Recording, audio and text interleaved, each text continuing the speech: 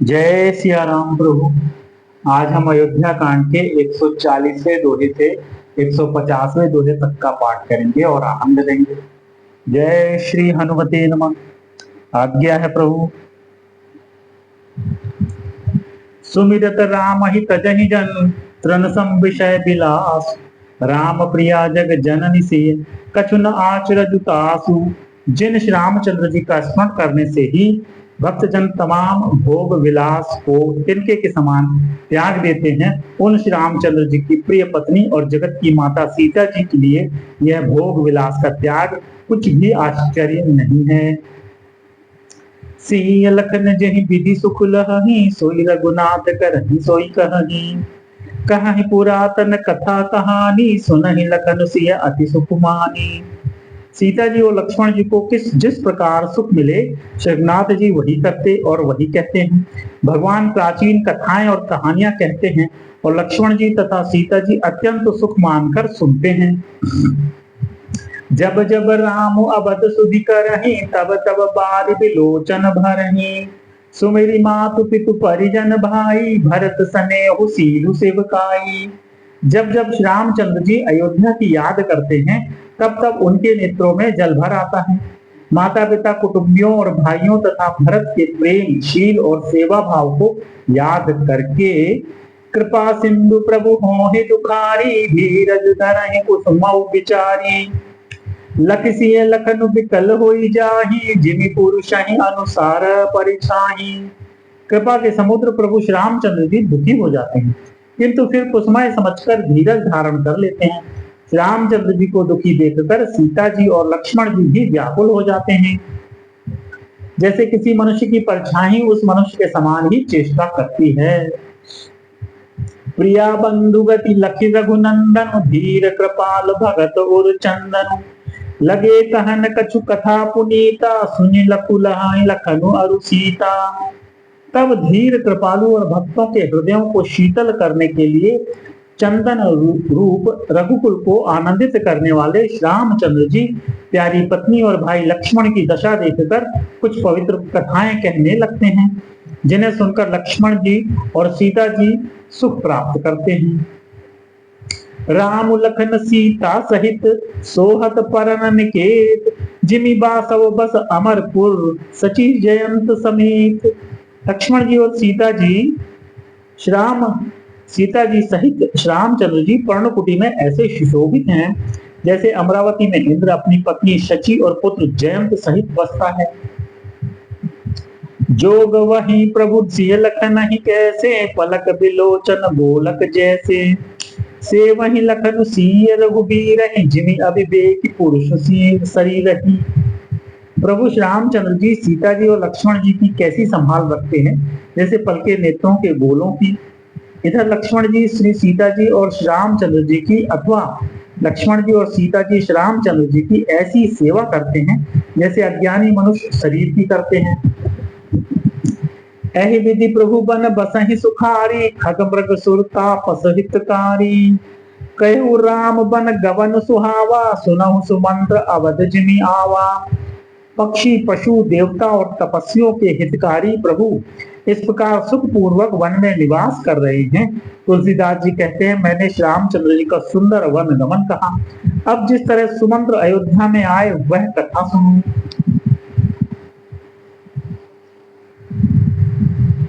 फिरे निषाद प्रभु ही पहुंचाई, सचिव सहित रथ देख सियाई। मंत्री विकल बिलोक निषादो, कहीं न जाई जस भयउ विषादो। प्रभु श्री रामचंद्र जी को पहुंचाकर जब निषाद राज लौटा, तब आकर उसने रथ को मंत्री सुमंत्र सहित देखा। मंत्री को व्याकुल देखकर निषाद को जैसा दुख हुआ वह कहा नहीं जाता। राम राम सिय लखन पुकारी, परे उधर निकल व्याकुल भारी। देखि दखिन दिसि हय हहि नाही, जनु बिनु पंख बिहग अकुलाही। निषाद को अकेले आया देखकर सुमंत्र हा राम हा सीते हा लक्ष्मण पुकारते हुए बहुत व्याकुल होकर धरती पर गिर पड़े। रथ के घोड़े दक्षिण दिशा की ओर जिधर श्री रामचंद्र जी गए थे देख देख कर हिमनाते हैं, मानो बिना पंख के पक्षी व्याकुल हो रहे हैं। नहीं तृण चरहि न पियहि जलु, मोचहि लोचन बाण। व्याकुल भय निषाद सब रघुबर बाज निहारी। वे ना तो घास चरते हैं ना पानी पीते हैं, केवल आंखों से जल बहा रहे हैं। रामचंद्र जी के घोड़ों को इस दशा में देखकर सब निषाद व्याकुल हो गए। धरि धीरज तब कहे निषादु, अब सुमंत्र परिहरहु विषादु। तुम पंडित परमार्थ ज्ञाता, धरहु धीर लखि विमुख विधाता। तब धीरज धरकर निषाद राज कहने लगे, हे सुमंत्र जी, अब विषाद को छोड़िए, आप पंडित और परमार्थ के जानने वाले हैं। विधाता को प्रतिकूल जानकर धैर्य धारण कीजिए। विविध कथा कही कही मृदुबानी, रथ बैठा रहो बरबस आनी। शोक शिथिल रथ सकई नहा की, रघुबर बिरह पीर उर्बा की। कोमल वाणी से भांति भांति की कथाएं कहकर निषाद ने जबरदस्ती लाकर सुमंत्र को रथ पर बैठाया, परंतु शोक के मारे वे इतने शिथिल हो गए कि रथ को हाँक नहीं सकते। उनके हृदय में रामचंद्र जी के विरह की बड़ी तीव्र वेदना है। चर फराहि मग चलहि न घोरे, बन मृग मनहु आनी रथ जोरे। अड़ुकी परहि फिरि हेरहि पीछे, राम वियोग विकल दुख तीछे। घोड़े फड़फड़ाते हैं और ठीक रास्ते पर नहीं चलते, मानो जंगली पशु लाकर रथ में जोत दिए गए हों। वे श्री रामचंद्र जी के वियोगी घोड़े कभी ठोकर खाकर गिर पड़ते हैं, कभी घूमकर पीछे की ओर देखने लगते हैं। वे तीक्ष्ण दुख से व्याकुल हैं। जो कह राम लखन बैदेही, करहि करहित हेरहि तेहि। बाज बिरह गति कही निजाति, बिनु मनि फनिक त्रिकल जहि भाति।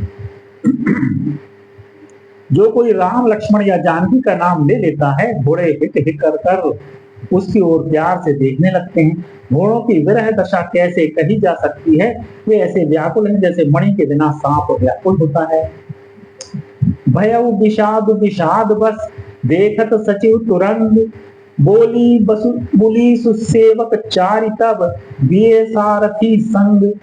मंत्री और घोड़ों की यह दशा देखकर निषाद राज विषाद के वश हो गया। तब उसने अपने 4 उत्तम सेवक बुलाकर सारथी के साथ कर दिए। गुवसारथ ही फिर पहुंचाई, बिरहु विषाद बरन नहीं जाई। चले अवध ले रथ ही निषादा, हो ही छन छन मगन विषादा। निषाद राज को सारथी सुमंत्र जी को पहुंचाकर विदा करके लौटा। उसके विरह और दुख का वर्णन नहीं किया जा सकता। वे चारों निषाद रथ लेकर अवध को चले। सुमंत्र और घोड़ों को देख देखकर वे भी क्षण क्षण भर विषाद में डूब जाते हैं। सोच सुमंत्र विकल दुख दीना, धिक जीवन रघुबर बिनहीना। रही न अंतहु अधम शरीरु, जस न लेहु बिछुरत रघुबीरु। व्याकुल और दुख से दीन हुए सुमंत्र जी सोचते हैं कि श्री रघुवीर के बिना जीने को धिक्कार है। आखिर यह अधम शरीर रहेगा तो है ही नहीं। अभी श्री रामचंद्र जी के बिछुड़ते ही छूटकर इससे यश क्यों नहीं ले लिया जाए। भय अजस अग भाजन प्राणा, कवन हेतु नहीं करत पयाना।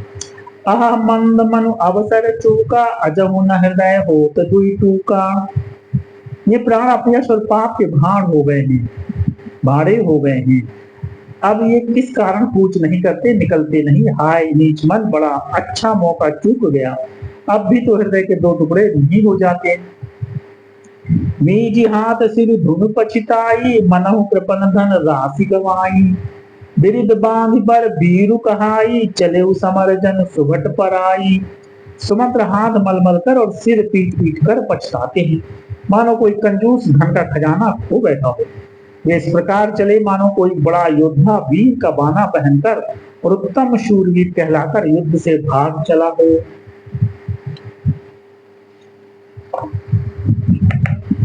विप्र विवेकी वेद विद, सम्मत साधु सुजाति। जिमि धोखे मद पान कर, सचिव सोच तो ही भांति।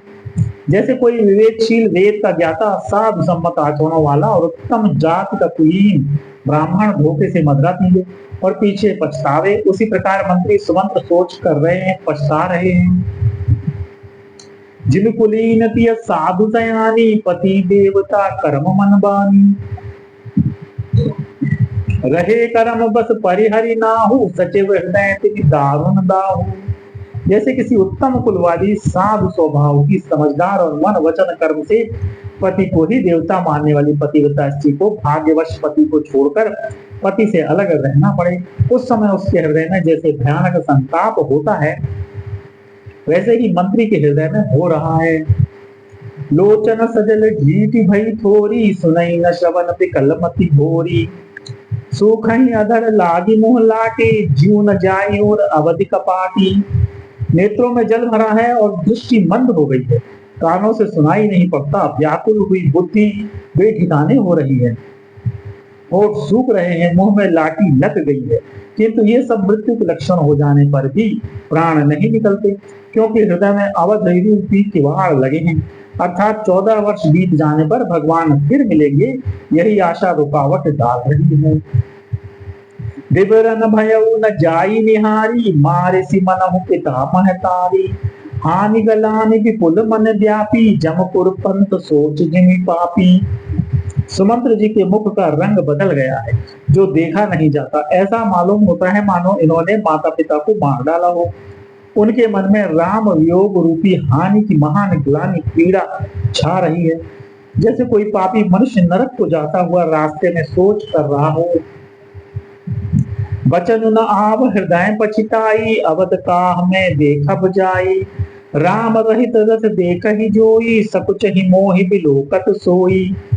मुंह से वचन नहीं निकलते, हृदय में पछताते हैं कि मैं अयोध्या में जाकर क्या देखूंगा।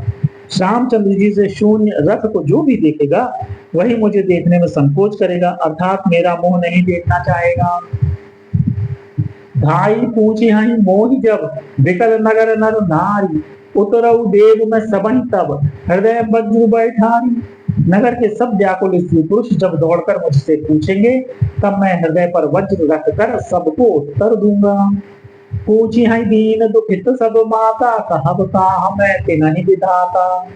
पूछे ही जब ही लखन महतारी, कही हूँ कवन दस संदेश सुखारी। जब दीन दुखी सब माताएं पूछेंगी, तब हे विधाता मैं उन्हें क्या कहूंगा। जब लक्ष्मण जी की माता मुझसे पूछेंगी, तब मैं उन्हें कौन सा सुखदायी संदेशा कहूंगा। राम जननी जब आई ही धाई, सुमेरी बच्चु जिमि धेनु लवाई। पूछत उतरु देव मैं तेहि, देवनु राम लखनु बैदेही। श्याम जी की माता जब इस प्रकार दौड़ी आवेंगी, जैसे नई ब्याही हुई गौ बछड़े को याद करके दौड़ी आती है, तब उनके पूछने पर मैं उन्हें यह उत्तर दूंगा कि श्री राम लक्ष्मण सीता वन को चले गए। जो ही पूछे ही तेहु उतरु देवा, जाई अवध अब यहु सुख लेवा। पूछ ही जब ही राहु दुख दीना, जीवन जासु रघुनाथ अधीना। जो भी पूछेगा उसे यही उत्तर देना पड़ेगा, हाय अयोध्या जाकर अब मुझे यही सुख लेना है। जब दुख से दीन महाराज, जिनका जीवन श्रीनाथ जी के दर्शन के ही अधीन है, मुझसे पूछेंगे, देहु तरु कौन मुँह लाई, आयाऊं कुशल कुंवर पहुंचाई। सुनत लखन सिय राम संदेशो, तृण जिमि तनु परि हरे नरेशु। तब मैं कौन सा मुंह लेकर उन्हें उत्तर दूंगा कि मैं राजकुमारों को कुशल पूर्वक पहुंचा आया हूँ। लक्ष्मण सीता और श्री राम का समाचार सुनते ही महाराज तिनके की तरह शरीर को त्याग देंगे। हृदय न बिदरेउ पंख जिमि, बिछुरत प्रीतम नीरु। जानत हो मोहि दीन विधि, यहु जात ना शरीरु। प्रीतम श्याम जी रूपी जल के बिछुड़ते ही मेरा हृदय कीचड़ की तरह पट नहीं गया। इससे मैं जानता हूँ कि विधाता ने मुझे यह यातना शरीर ही दिया है, जो पापी जीवों को नरक भोगने के लिए मिलता है। एहि विधि करत पंथ पछतावा, तमसा तीर तुरत रखुआवा। विदा किए करी विनय निषादा, फिरे पाए परि विकल विषादा। सुमंत्र इस प्रकार मार्ग में पछतावा कर रहे थे, इतने में ही रथ तुरंत तमसा नदी के तट पर आ पहुंचा। मंत्री ने विनय करके चारों निषादों को विदा किया। वे विषाद से व्याकुल होते हुए सुमंत्र के पैरों पड़कर लौटे। पैठत नगर सचिव सकुचाई, जनु मारे सिगुर बामन बागाई। बैठी बिटप कर दिवस गवावा, सांझ समय तब अवसर पावा। नगर में प्रवेश करते मंत्री ग्लानि के कारण ऐसे सकुचाते हैं मानो गुरु ब्राह्मण या गौ को मारकर आए हों। सारा दिन एक पेड़ के नीचे बैठकर बिताया, जब संध्या हुई तब मौका मिला। अवध प्रदेश तीन अंधियारे, बैठ भवन रख राखी द्वारे। जिन जिन समाचार सुनि पाए, भूप द्वार रख देखन आए। अंधेरा होने पर उन्होंने अयोध्या में प्रवेश किया और रथ को दरवाजे पर खड़ा करके वे चुपके से महल में घुसे। जिन जिन लोगों ने यह समाचार सुन पाया वे सभी रथ देखने को राजद्वार पर आए। रथ पहिचान विकल लखी घोरे, गरहि गात जिमि आतप ओरे। नगर नारी नर व्याकुल कैसे, निघटत नीर मीन गन जैसे। रथ को पहचानकर और घोड़ों को व्याकुल देखकर उनके शरीर ऐसे गले जा रहे हैं, क्षीण हो रहे हैं जैसे घाम में ओले। नगर के स्त्री पुरुष कैसे व्याकुल हैं, जैसे जल के घटने पर मछलियां व्याकुल होती हैं। सचिव आगमन सुनत सबु, विकल भयउ रनिवास।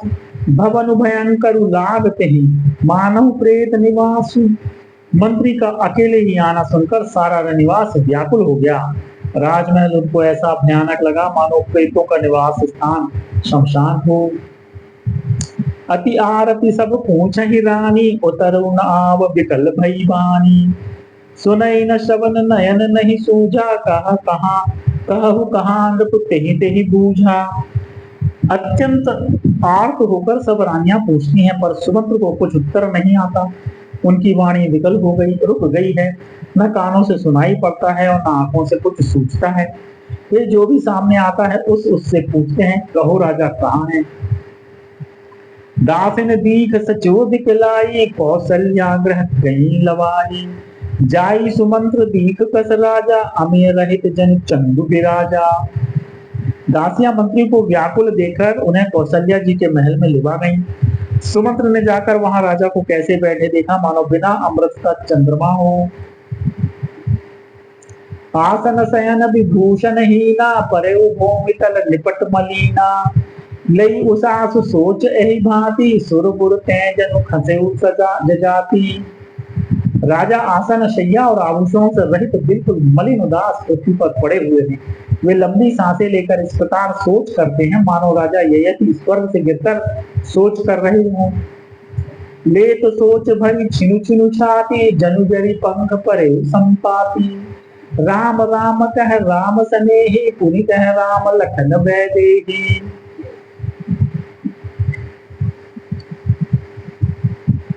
राजा क्षण क्षण में सोच से छाती भर देते हैं। ऐसी विकल दशा है मानो गीधराज जटायु का भाई संपाति पंखों के जल जाने पर गिर पड़ा हो। राजा बार बार राम राम हा स्नेही प्यारे राम कहते हैं, फिर हा राम हा लक्ष्मण हा जानकी ऐसा कहने लगते हैं। देखि सचिव जय जीव कही, कीनेहु दंड प्रणाम। सुनत उठे व्याकुल नृपति, कहु सुमंत्र कहाँ राम। मंत्री ने देखकर जय जीव कहकर दंडवत प्रणाम किया। सुनते ही राजा व्याकुल होकर उठे और बोले, सुमंत्र कहो राम कहाँ है। भूप सुमंत्रु लीन उर लाई, बूढ़त कछु आधार जनु पाई। सहित स्नेह निकट बैठारी, पूछत राउ नयन भरी बारी। राजा ने सुमंत्र को हृदय से लगा लिया मानो डूबते हुए आदमी को कुछ सहारा मिल गया हो। मंत्री को स्नेह के साथ पास बैठाकर नेत्रों में जल भरकर राजा पूछने लगे, राम कुशल कहु सखा सनेही, कह रघुनाथ लखनु वैदेही। आने तेरी की बनहि सिधाए, सुनत सचिव लोचन जल छाए। हे मेरे प्रेमी सखा, श्याम की कुशल कहो, बताओ श्याम लक्ष्मण और जानकी कहाँ हैं। उन्हें लौटा लाए हो कि वे वन को चले गए। ये सुनते ही मंत्री के नेत्रों में जल भर आया। शोक विकल पुनि पूछ नरेशु, कहु सिय राम लखन संदेशु। राम रूप गुण सील सुभाऊ, सुमिर सुमिर उर सोचत राऊ। शोक से व्याकुल होकर राजा फिर पूछने लगे, सीता राम और लक्ष्मण का संदेशा तो कहो। श्यामचंद्र जी के रूप गुण शील और स्वभाव को याद कर करके राजा हृदय में सोच करते हैं। राउ सुनाई दीन बनवासु, सुनि मन भयउ न हर्षु हरासु। सो सुत बिछुरत गए न प्राणा, को पापी बड़ मोहि समाना।